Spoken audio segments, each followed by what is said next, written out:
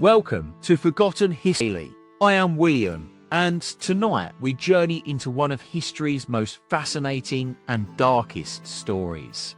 A tale that will challenge your perceptions of a nation founded on freedom and equality. As you sit in the comfort of your own home, surrounded by the trappings of modern society, reminisce, today, over 150 years after the 13th Amendment to the US Constitution, supposedly, this is not a matter of mere statistics.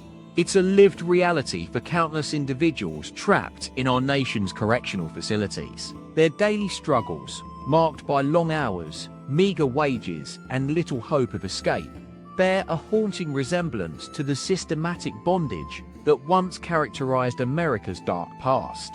The very fabric of our society is being rent asunder by this anomaly. To grasp the magnitude of this injustice, we must delve into the complex history surrounding the 13th Amendment itself. Enacted on December 6, 1865, after the devastating defeat of the Confederacy in the Civil War, this constitutional amendment was intended to eradicate slavery throughout the United States. However, its carefully crafted language contained a deceptively subtle loophole. While outlawing involuntary servitude, that is, forced labor without compensation, the amendment explicitly permits it as a form of punishment for convicted felons. This seemingly innocuous provision has become the legal foundation upon which modern-day slave operates in America's prisons. As we navigate this labyrinth narrative, we'll encounter pivotal figures such as Hiram Johnson, California governor from 1911 to 1917, who vociferously advocated for exploiting prisoner labor.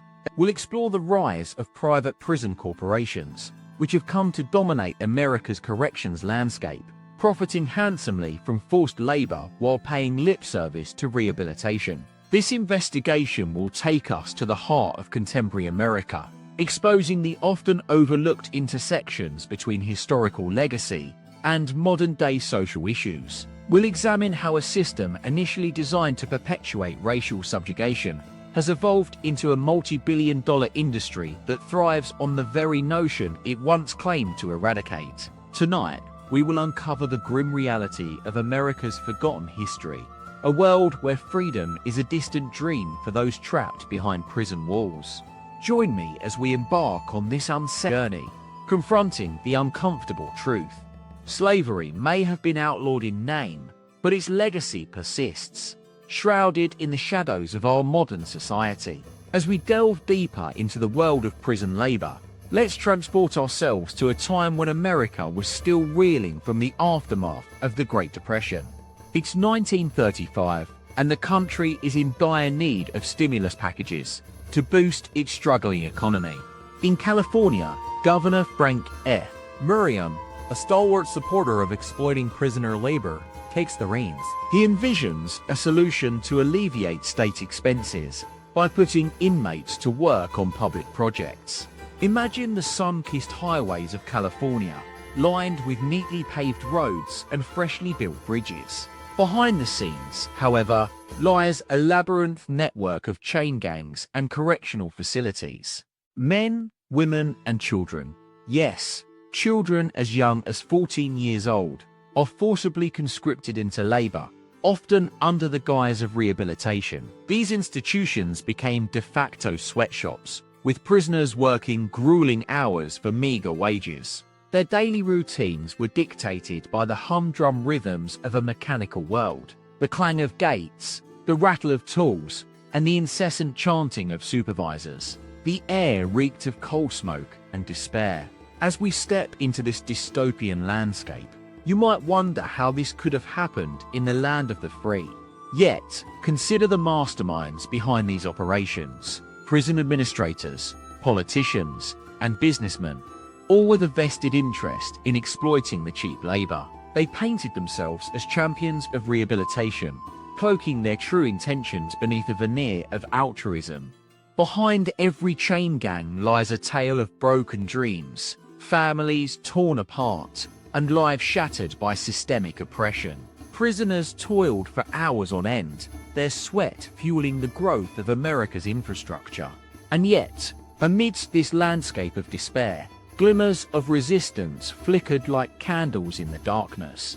Inmates like John Lewis, a 30-year-old sharecropper from Mississippi, became symbols of defiance against the system. In 1935, Lewis refused to work on a highway project, citing his constitutional rights and the inherent cruelty of forced labor. He faced brutal reprisals, beaten, arrested, and sent to solitary confinement. As we navigate this twilight world, questions arise about America's moral compass. Can it be said that this was simply a case of just business as usual in times of crisis? Or did something more sinister take root? A culture of dehumanization built upon the bedrock of slavery's legacy. Fast forward to 1950s America. Suburbanization is underway, and the Cold War rages on. As millions move into newly built homes, their lawns are meticulously manicured by a workforce largely invisible to them. This unseen army consists of migrant workers, African Americans, and inmates, all laboring under the weight of labor. Consider the idyllic suburbs of Levittown, New York. Picturesque streets lined with tidy bungalows, kids playing in neatly cut lawns, and parents tending to their gardens. Behind these facades lies a far more complex story, one of systematic exploitation, built upon the backbreaking toil of those who were denied basic human rights. Now, we find ourselves in the present day, 2023 America. As you sit in your cozy living room, perhaps sipping coffee or scrolling through your phone, remember that this world of forced labor still exists just beyond the horizon of your daily life. It's a reality that lurks in the shadows, perpetuated by an intricate web of laws, institutions, and economic interests. The prison industrial complex has grown into a behemoth, driven by a multi-billion-dollar industry that thrives on confinement and control. The echoes of history reverberate through its corridors, from the plantations of the Old South to the chain gangs of the 1930s. This is a story about America's addiction to cheap labor. Imagine walking alongside these correctional facilities, a massive complex sprawled across acres of land, dotted with watchtowers and surveillances. The air is heavy with the scent of disinfectant. As prisoners move in sterile rows, their eyes cast downward in a mixture of resignation and despair. This is not just a story about America's past. It's an ongoing narrative that weaves itself into our present. As we confront this darkness head-on, we begin to understand how the threads of historical oppression have become integral to the very fabric of modern society. What does it mean when America claims to be a beacon of freedom and equality, yet fails to eradicate a system that perpetuates forced labor? Can we reconcile the ideals of our founding with the brutal realities of this world? We'll continue our journey into the heart of this labyrinth narrative, as we explore how contemporary figures, policymakers, judges, and corporate leaders have become complicit in perpetuating this system. They may not be aware that they are walking in the footsteps of those who came before them, but their actions are, nonetheless, shaping a future where freedom remains an unattainable dream for countless Americans. Our exploration has only just begun, but one thing is clear. To understand America's prison labor legacy, we must confront its own history, warts and all. It's time to shine a light into the shadows, no matter how dark or uncomfortable it may become. As we delve deeper into the history of American slavery and its aftermath, we find ourselves at a critical juncture in the 1860s, when the 13th Amendment was ratified. On paper, it seemed to bring an end to the institution of chattel slavery, declaring that neither slavery nor involuntary servitude, except as a punishment for crime whereof the party shall have been duly convicted, This was no coincidence. The architects of the 13th Amendment, including Abraham Lincoln and other prominent abolitionists, were aware of the need to balance their desire to eradicate slavery with the economic interests of the North and the planters of the South. They compromised on a clause that would permit the continued use of convict labor, which was seen as a necessary evil for the maintenance of social order and economic growth. As we follow this narrative thread, we begin to see how the institution of slavery evolved into a new form: prison labor. The post-Civil War era saw a massive influx of freed slaves being arrested on trumped-up charges or coerced into accepting free land in exchange for their labor. On these plantations-turned-prisons, they were subjected to conditions similar to those on the old slave plantations, forced to work long hours in grueling conditions, often for minimal pay and under the threat of violence. The notorious convict leasing system emerged during this period, where state governments would lease prisoners to private companies, which would then exploit their labor to extract maximum profits. This system was particularly prevalent in the rural South, where it fueled the growth of industries such as agriculture, mining, and manufacturing. By the early 20th century, an estimated 200,000 to 400,000 convicts were being forced into labor camps across the United States. But prison labor wasn't just limited to the South. Its tentacles reached far into the heart of America's industrial complex. During World War I, the US government began experimenting with convict labor as a means of boosting wartime production. Prisoners from state and federal institutions were transferred to massive camps in the Midwest, where they worked under harsh conditions for corporations like Standard Oil and DuPont. As we navigate this treacherous terrain, it becomes clear that America's prison labor legacy has been built on a bedrock of deception and coercion. From its inception, the system has relied on the exploitation of marginalized groups, Americans, Native Americans, and immigrants, who have been disproportionately targeted by law enforcement and funneled into the... Today, this infrastructure continues to thrive, with many relying heavily on prison labor to supplement their economies. In some cases, inmates are forced to work for as little as $0.12 per hour, while corporations reap millions of dollars in profits from these arrangements. It's a bleak landscape where the boundaries between slavery and freedom blur, and America's addiction to cheap labor continues to fuel its economic growth. In the next chapter of our journey, we'll explore how contemporary policymakers, judges, and corporate leaders have become complicit in perpetuating this system, often through seemingly innocuous policies or contracts. We'll delve into the lives of those caught in this web of forced labor, men and women who have been subjected to psychological trauma, physical abuse, and economic exploitation. And we'll examine the broader societal implications of this legacy, where America's values of freedom, equality, and justice are constantly tested against the harsh realities of its prison industrial complex. As we delve into the shadows of America's history, we find ourselves in a peculiar era where the ghosts of slavery lingered long after the chains were broken. The 13th Amendment, ratified on December 6, 1865, was supposed to be the final nail in the coffin of human bondage. Yet, it contained a loophole so subtle, yet so insidious, that it would allow slavery to mutate into a new form: prison labor.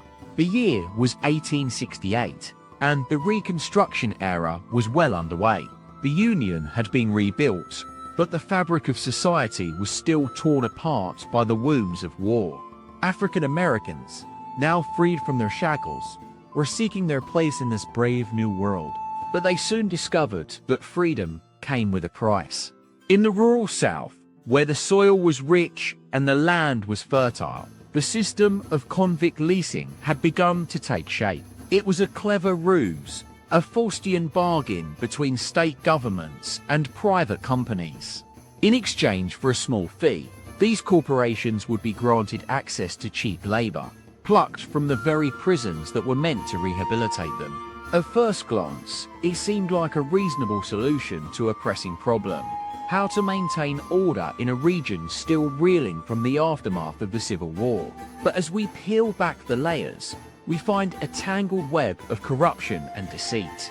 County sheriffs, desperate for funds to finance their own elections, would round up anyone who crossed them, be it a young black man accused of vagrancy or a Native American deemed sua spurious.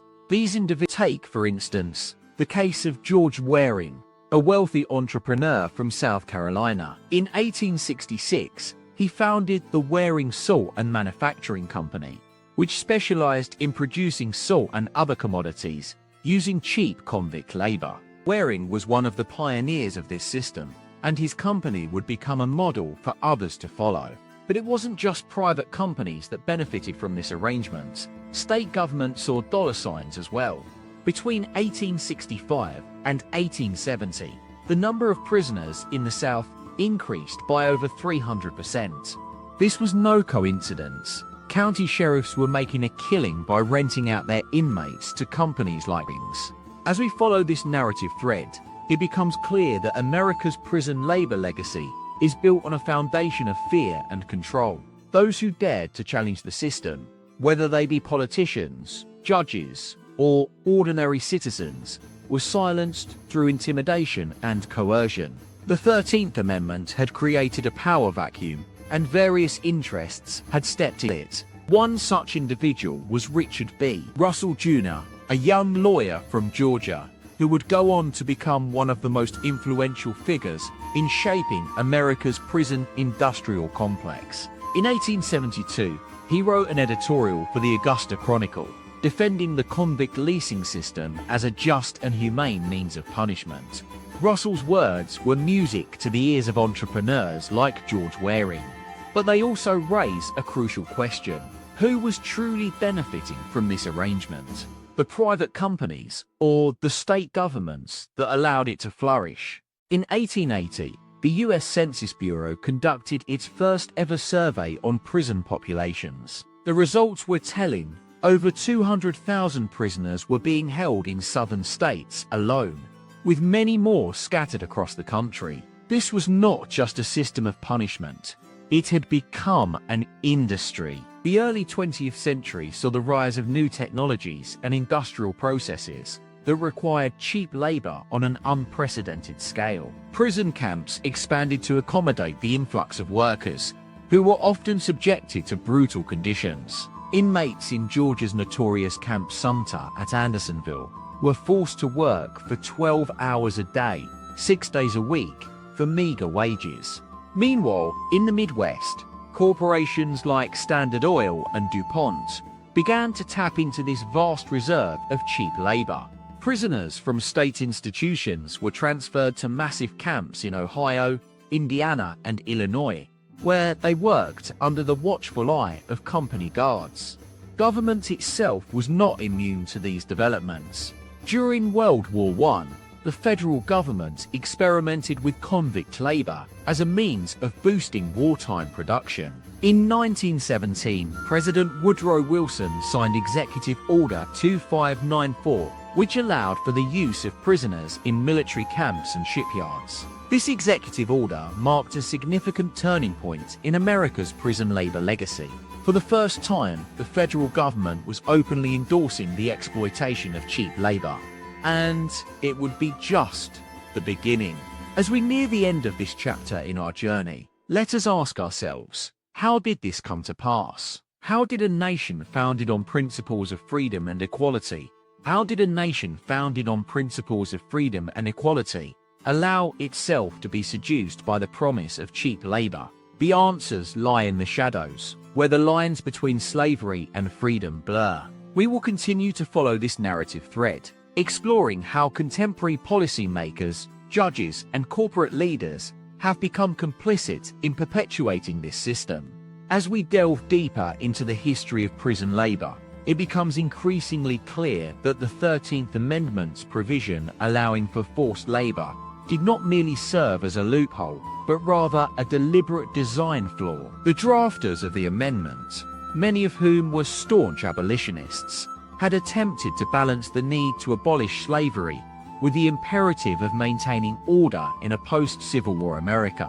However, this compromise left a gaping hole that would be exploited by those who sought to profit from cheap labor. In 1868, as the 13th Amendment was being ratified, it became apparent that many southern states were not adhering to its provisions. Instead, they began to use convict leasing schemes, which effectively allowed them to rent out prisoners to private corporations. Under these arrangements, companies would pay a fixed fee for each prisoner, providing them with a steady supply of cheap labor.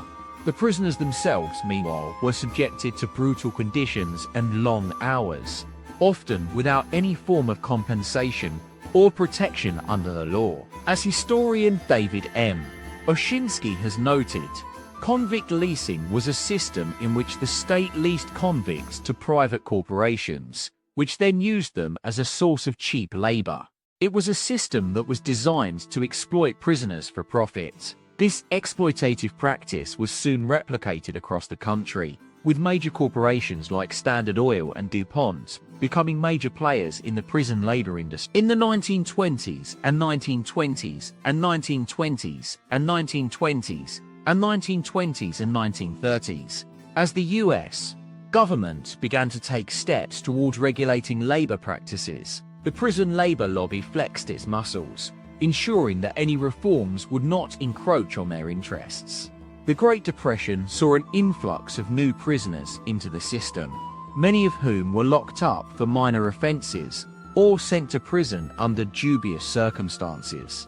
Government responded by establishing a series of federal penitentiaries, which effectively became private company towns, where prisoners worked long hours in factories and mines for pennies on the dollar. It was during this period that the prison labor industry began to take on its modern form, with major corporations like IBM, Motors, and Boeing becoming major beneficiaries. In the 1950s and 1960s, as the civil rights movement gained momentum, there were renewed calls for prison reform, but the prison labor lobby remained effective in blocking any meaningful change.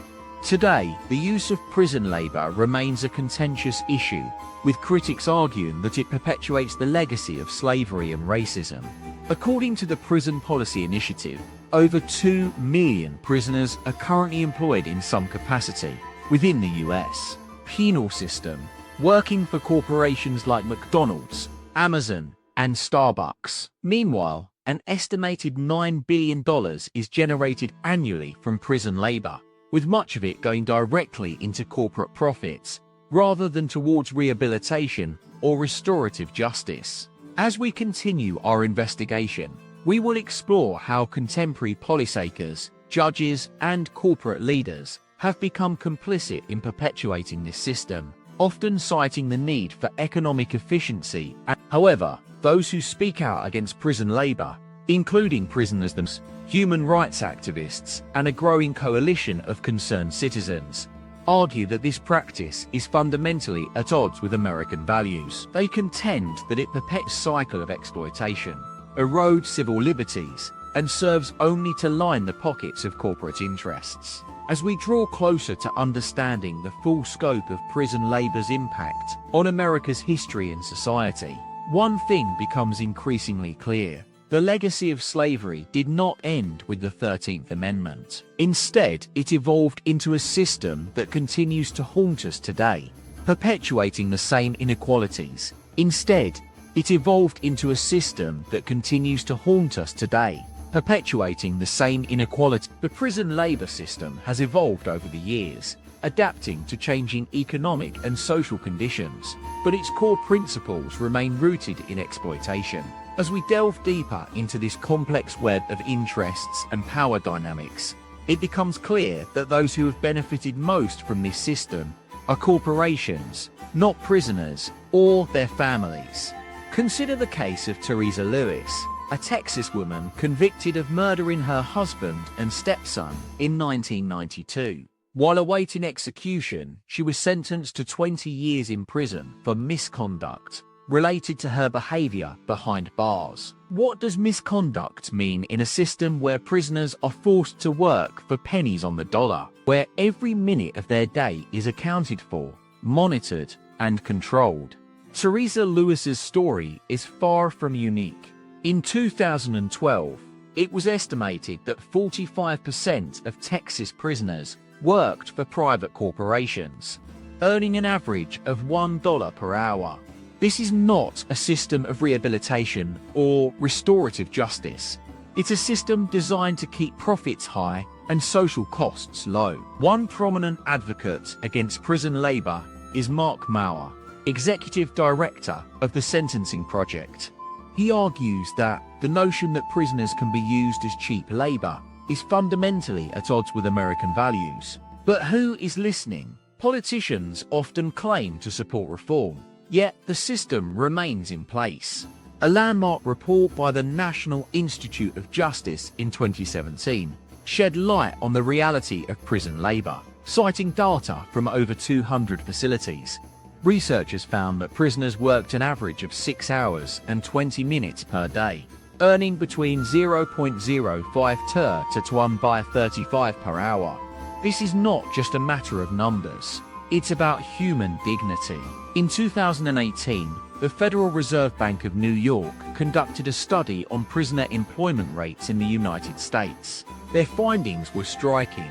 Nearly 40% of federal prisoners worked for private corporations, with an estimated annual revenue of $1.4 billion. Who benefits from this arrangement? Not those behind bars, but corporate giants like JP Morgan Chase and Citigroup. As we explore this labyrinth world of prison labor, questions arise about the role of government agencies in perpetuating this system. Department of Justice has historically taken a hands-off approach to regulating private corporations' use of prisoner labor. But what does that mean for accountability? Consider the case of California's Kern Valley State Prison, where prisoners worked in a factory owned by the company Bechtel Group Inc. In 2011, a report by the California State Auditor revealed widespread exploitation. Prisoners worked up to 12 hours per day without overtime pay or proper compensation for hazardous conditions. The prison labor system has also been linked to human trafficking and organized crime.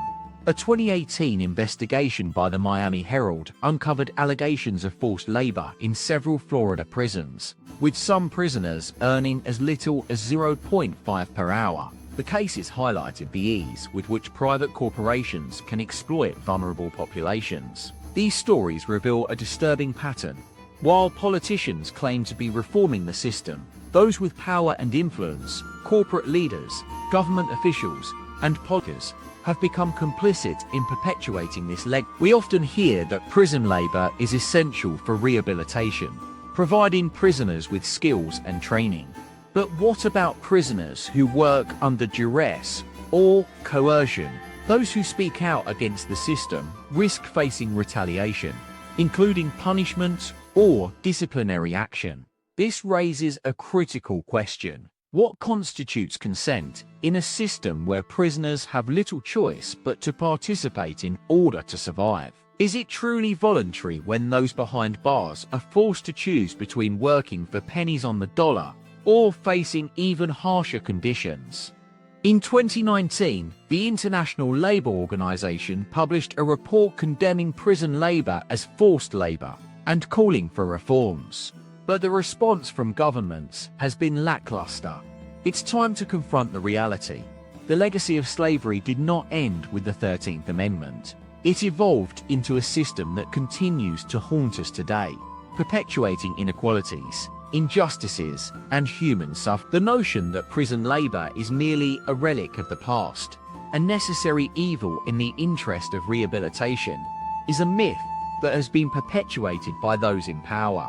The truth is that the modern prison labor system is a direct descendant of the antebellum slave economy, where enslaved people were forced to work for little to no compensation. This brutal legacy has been cleverly disguised as reform, allowing politicians and corporations to continue exploiting vulnerable populations. One way this exploitation manifests is through the use of unpaid or underpaid prison labor. In many states, prisoners are required to work in exchange for reduced sentences or other benefits.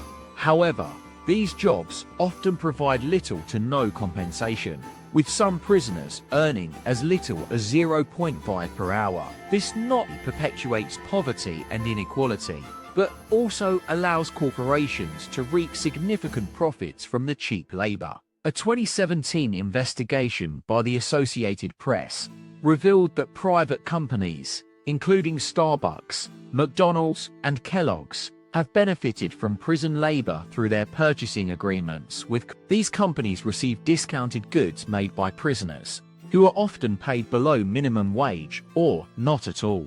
The profits generated from these deals are then reinvested in the system, perpetuating a cycle of exploitation. The use of unpaid prison labor also raises questions about the meaning of work and compensation.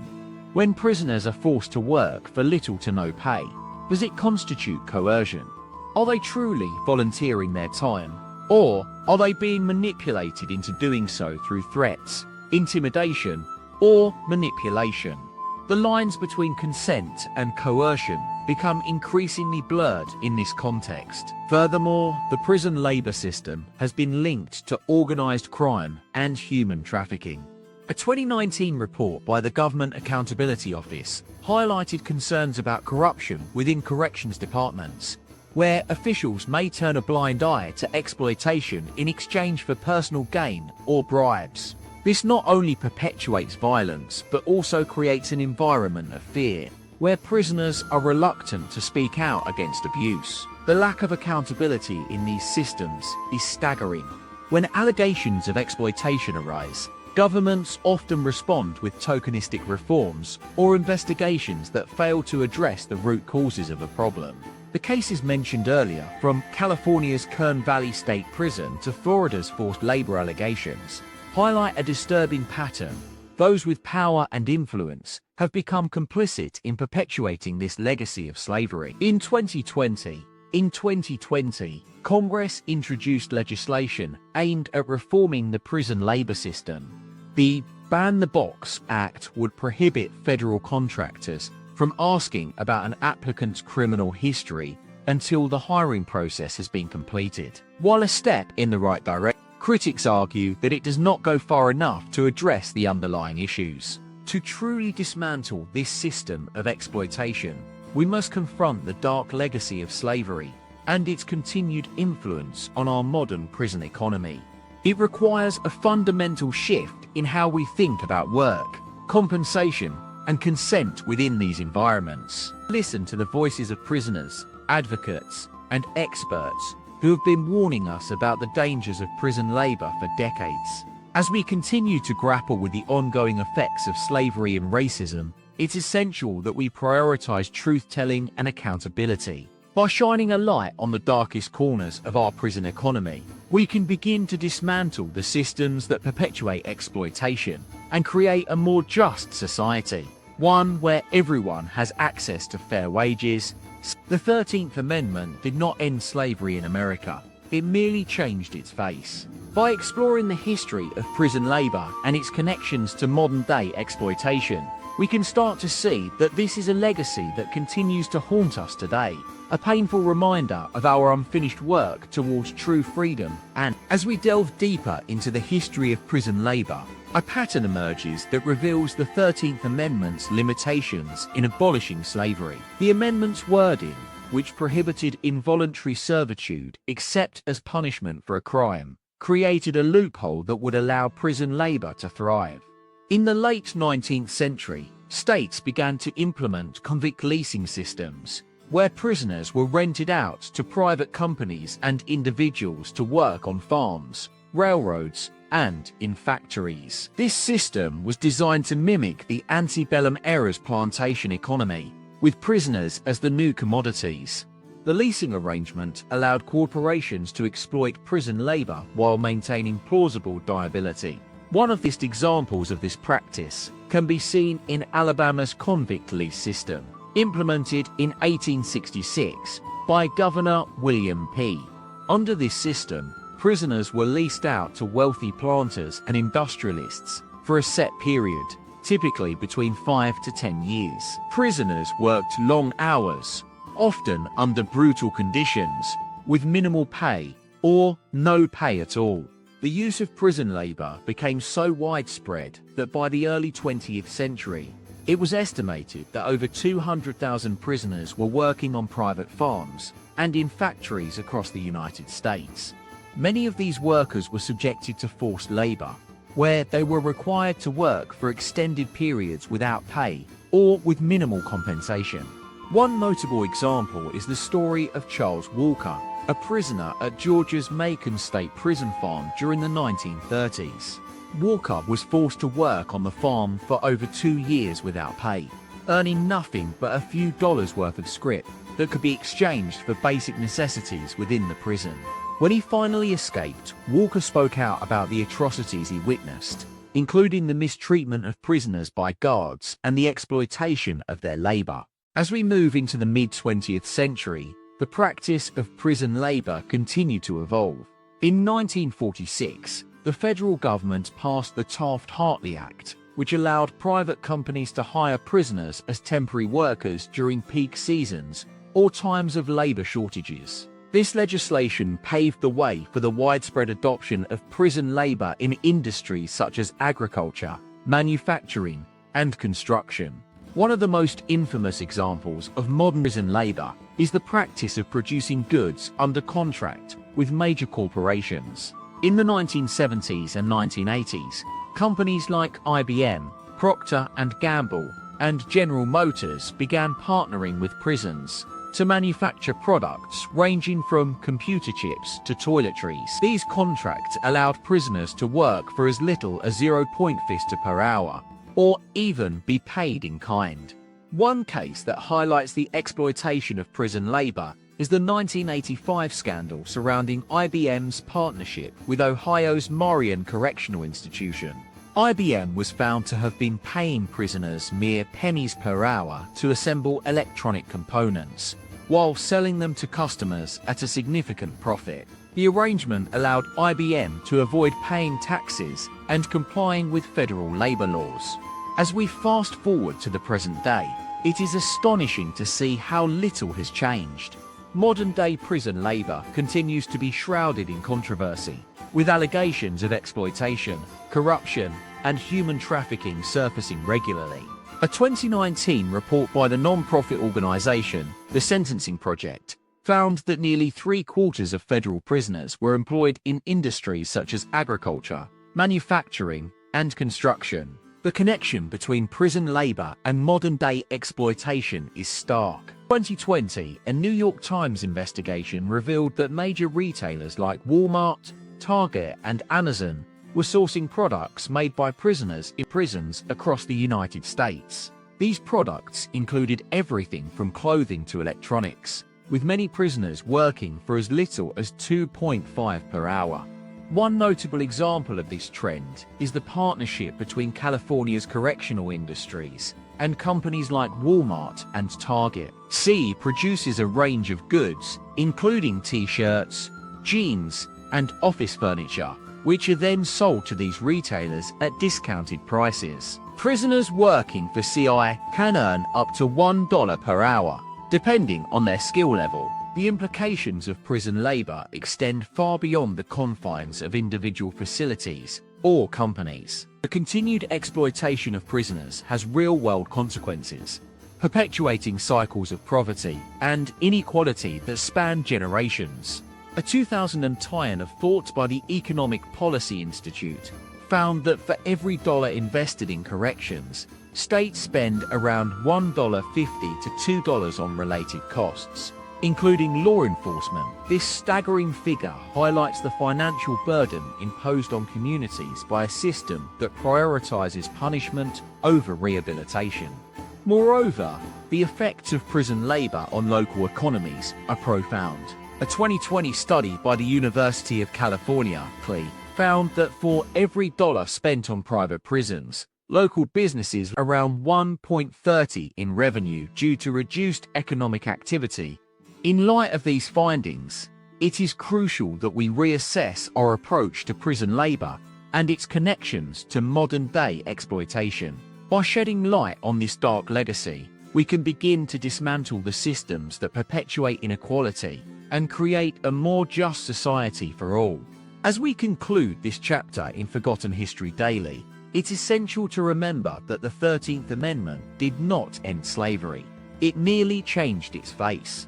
By confronting the harsh realities of prison labor and its connections to our modern-day economy, we can start to build towards a future where everyone has access to fair wages, safe working conditions, and dignity. But for now, as we continue on this journey through the forgotten corners of history, one thing is clear: the legacy of slavery remains with us today, haunting the shadows of our prison economy like a spectre.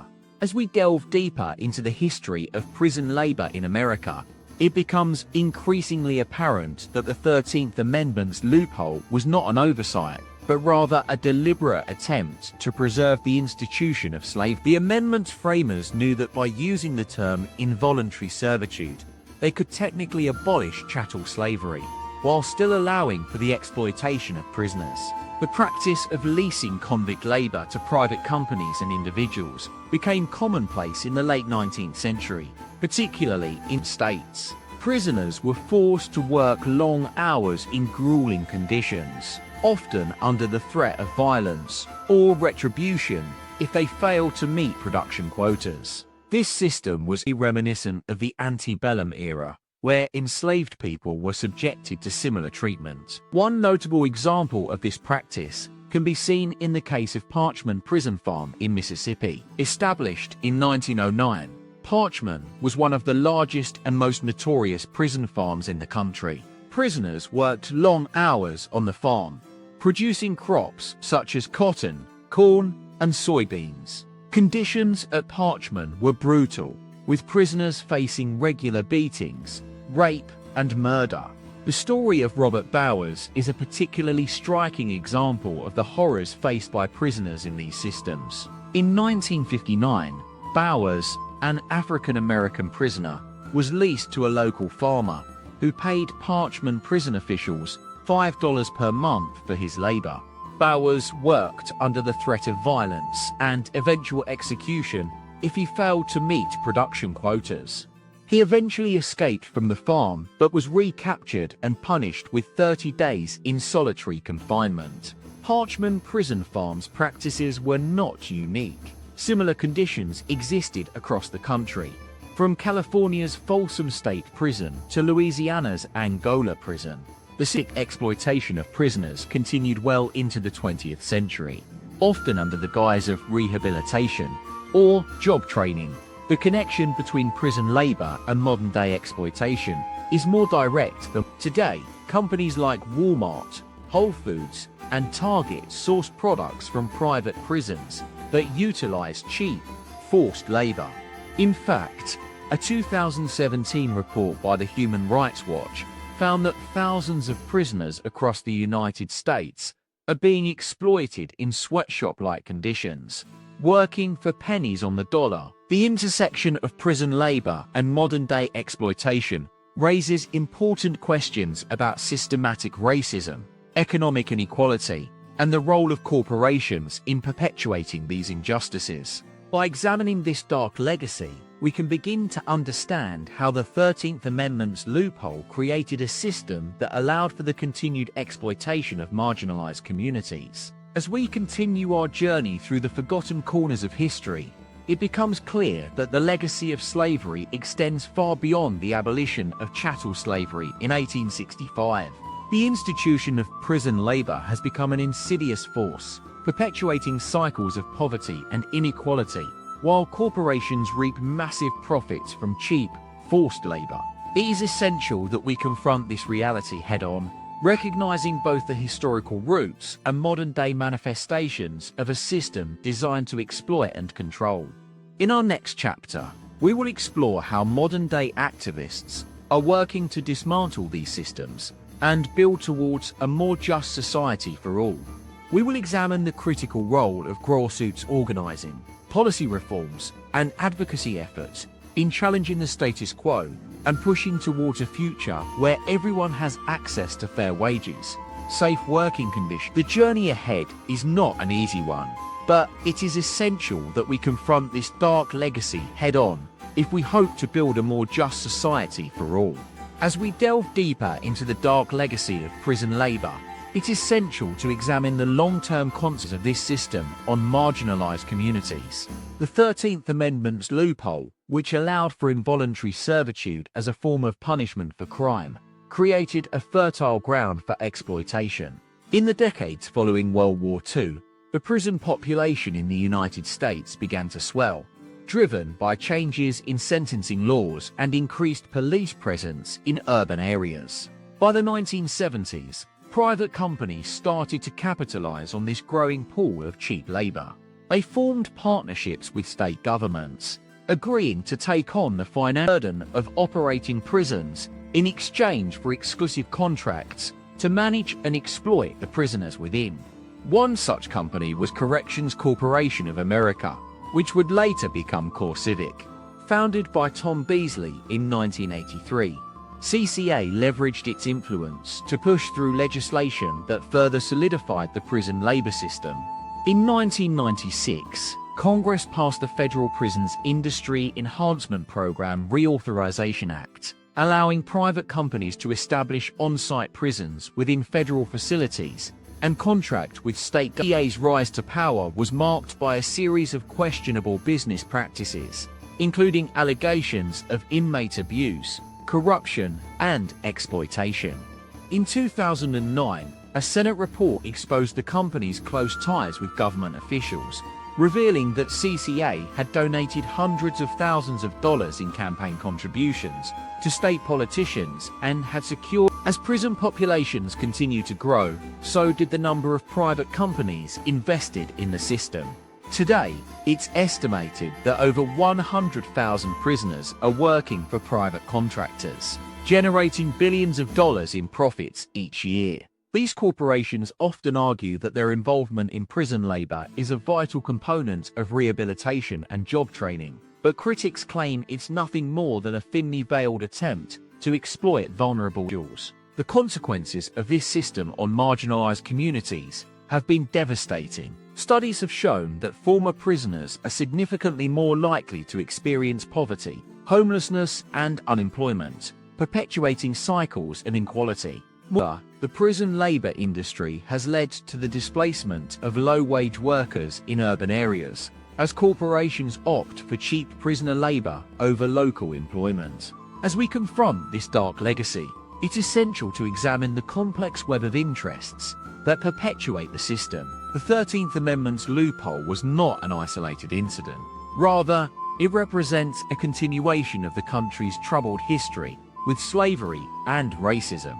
Unanswered questions linger about the extent of government complicity in this system. Were politicians aware of the exploitation taking place within these walls? Did they deliberately create loopholes to accommodate private interests? In 2018, the US Department of Justice announced its decision to re-evaluate the use of private prisons. However, critics argue that even as the federal government begins to phase out these contracts, state governments continue to rely heavily on private companies for prison management. As we navigate this complex landscape, it's essential to recognize both the historical roots and modern-day manifestations of this system. The exploitation of marginalized communities through prison labor is a stark reminder of the ongoing struggle for justice and equality in America. So what can we learn from this story? How can we protect ourselves from similar situations? Firstly, it's crucial to understand the power dynamics at play. Those with access to information, resources, and influence wield immense control over policymaking and business decisions. In this case, private companies have exploited loopholes and manipulated government policies to further their interests. Secondly, money talks. The lure of profit has driven many governments and corporations to prioritize economic gain over human rights and social justice. It's essential to recognize that the pursuit of wealth can lead individuals and institutions astray, compromising their values and morals in the process. Thirdly, trust is a fragile thing. As we've seen with Parchman Prison Farm and CCA, even those tasked with protecting the most vulnerable members of society have been complicit in exploitation. This raises fundamental questions about our reliance on authority figures and institutions to safeguard our rights. Lastly, it's essential to recognize that true power lies not with governments or corporations, but individuals. We can demand accountability from those in positions of authority, advocate for policy reforms, and push for transparency within these systems. To apply these lessons to our lives today, Americans must 1. Stay informed about the issues. Educate yourself on the complexities of prison labor and its far-reaching consequences. Demand accountability. Pressure politicians and corporations to adopt policies that prioritize human rights over profits. Support marginalized communities. Advocate for job training programs, vocational education, and economic opportunities. Advocate for job training programs, vocational education, and economic opportunity. Build trust through transparency. Engage with local government officials. Hold public meetings and push for reforms that increase oversight and accountability. As we continue our journey through the forgotten corners of history, it's essential to confront this dark legacy head-on. By acknowledging the system's flaws and complicity, we can work towards building a more just society, where everyone has access to fair wages, safe working conditions, and dignity. As we delve deeper into the legacy of slavery in America, we find that the 13th Amendment did not eradicate the institution entirely.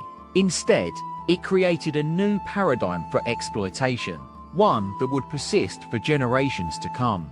The amendment's language, while well-intentioned, contains a crucial loophole: except as a punishment for crime whereof the party shall have been duly convicted.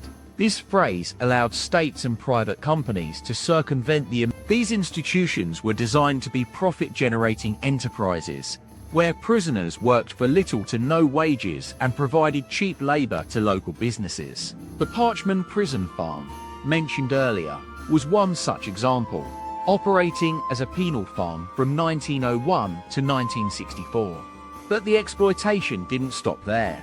In the mid-20th century, private companies started investing in the prison industry, seeking new markets and opportunities for profit. One of these pioneers was Corrections Corporation of America, now known as CoreCivic, which began operations in the 1980s. CCA's business model relied on maximizing profits by offering cheap labor to local businesses, while paying prisoners minimal wages or no wages at all. The consequences were devastating. Prisoners faced substandard living conditions, physical and emotional abuse, and limited access to education and job training programs. Their families struggled to maintain contact, and their communities suffered from the lack of economic opportunities and social support. The prison industry's growth became a major driver of mass incarceration, with more people being imprisoned for non-violent crimes than ever before. Today, private companies continue to profit from prison labor, albeit in more sophisticated ways. They have formed partnerships with local governments, exploiting loopholes in laws governing the use of prisoner labor. For instance, some states permit prisoners to work in industries such as food processing, manufacturing, and agriculture, while others allow them to participate in apprenticeships or vocational training. The most disturbing aspect of this system is its normalization within American society. As we've seen, institutions like Parchman Prison Farm and companies like CCA have operated for decades with little scrutiny, perpetuating a culture of exploitation and abuse. The fact that these practices continue today speaks to the systemic nature of racism and oppression in America. To challenge this legacy, we must re-examine our assumptions about power, accountability, and the role of institutions in society. By acknowledging the historical injustices perpetrated against prisoners and marginalized communities, we can begin to dismantle the systems that perpetuate exploitation.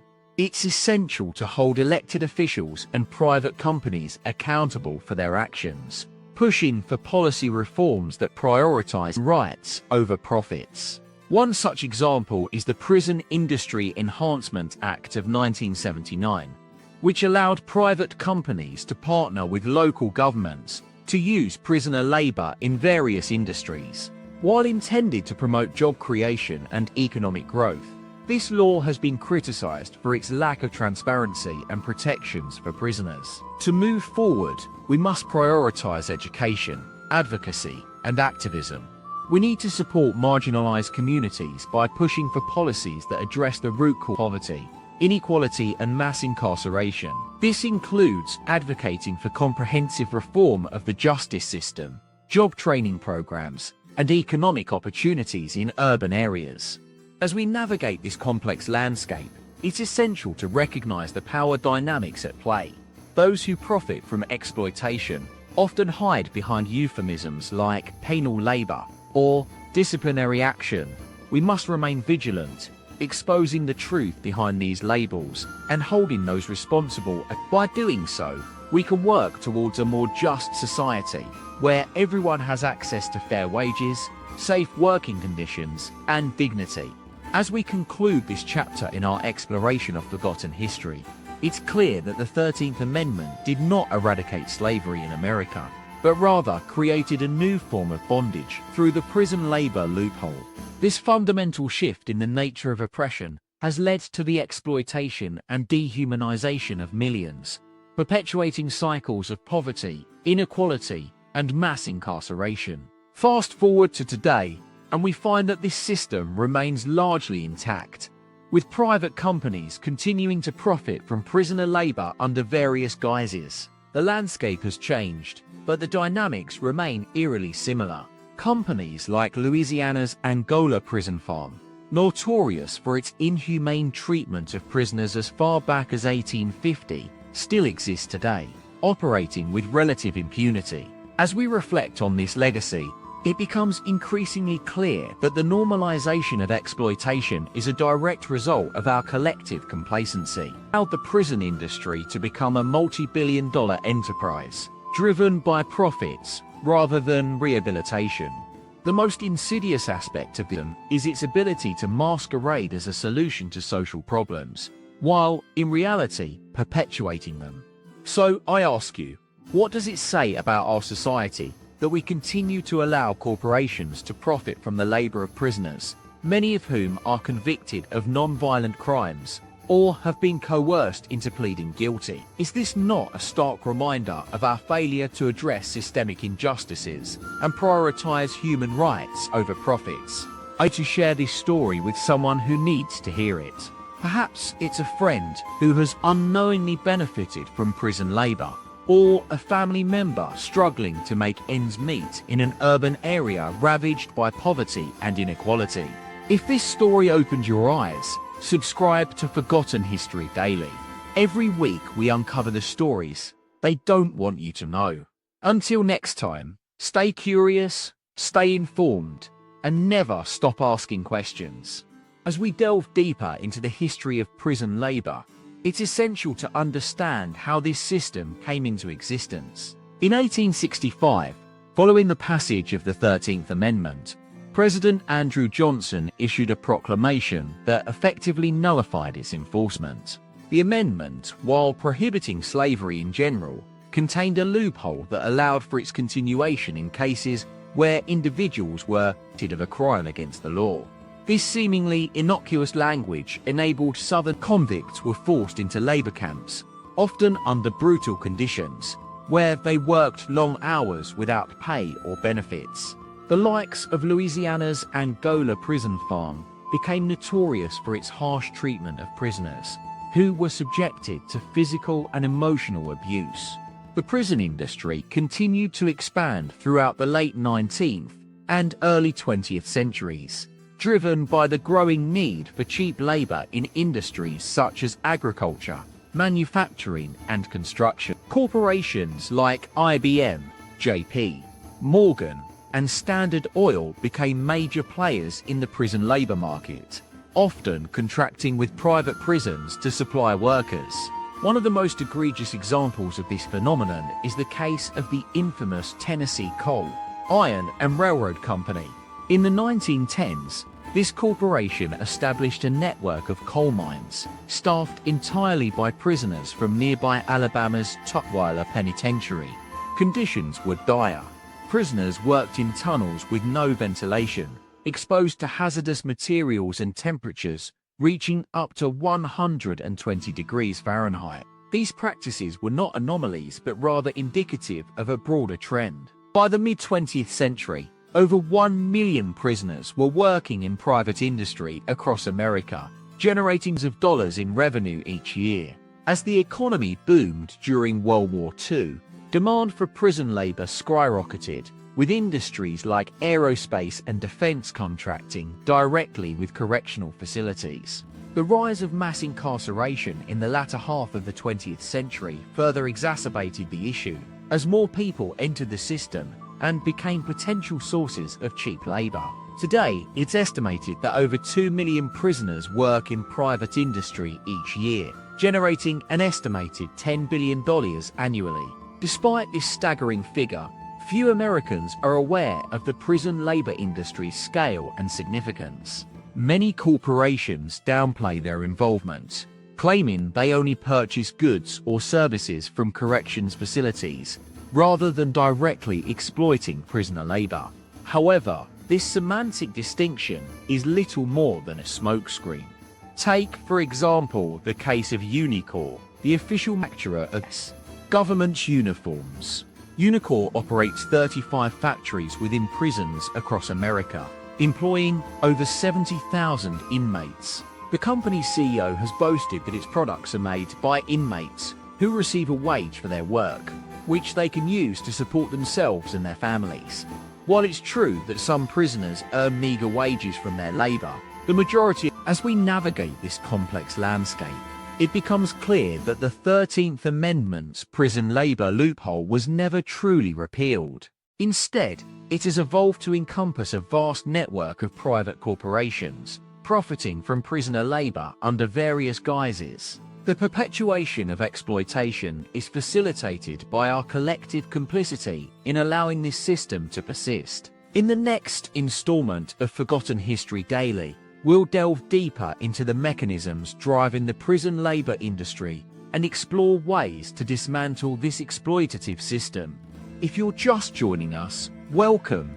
Be sure to subscribe for weekly updates on forgotten stories that need to be told.